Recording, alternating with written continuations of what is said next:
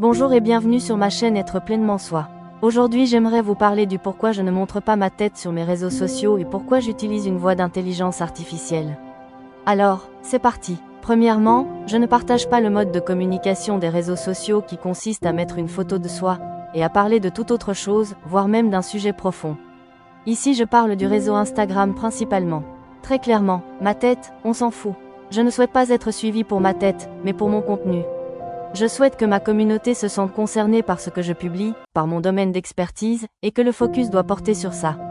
Je souhaite que mes publications restent focus sur mon contenu et qu'il aide des gens, des femmes. Ce que je fais de mes journées, mon quotidien, ou encore ma tête, ce n'est pas le sujet. Je dis de moi ce qui me semble important et me semble utile, aussi pour rassurer mon audience. Je ne suis pas influenceuse, et j'en suis certaine pour l'inspiration dans un domaine, mais moi je suis psy, coach et formatrice. Lorsqu'on va voir une psy, elle ne nous raconte pas sa vie. Elle nous écoute, analyse et propose ses feedbacks. C'est dans cette posture que je me retrouve. Lorsque j'étais salariée, j'étais déjà discrète sur ma vie privée car je ne souhaitais pas mêler vie perso et pro. J'ai pu être gentiment titillée là-dessus, et finalement le temps m'a donné raison.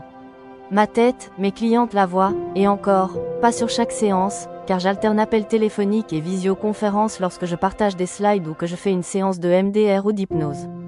Personnellement, les deux psys qui m'ont aidé de façon incroyable, faisaient des séances téléphoniques uniquement. Et c'était bien des années avant le Covid.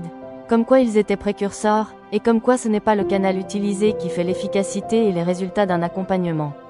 Et enfin, j'apprécie que quand je vais au Leclerc du coin, les personnes qui ne seront jamais mes clientes, ne connaissent pas mes fonctions.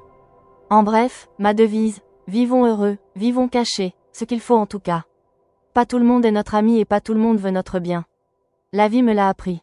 L'affirmation de soi, c'est aussi parfois savoir se protéger, protéger sa vie privée, et s'aligner à ce qui nous correspond personnellement, quitte à être différente.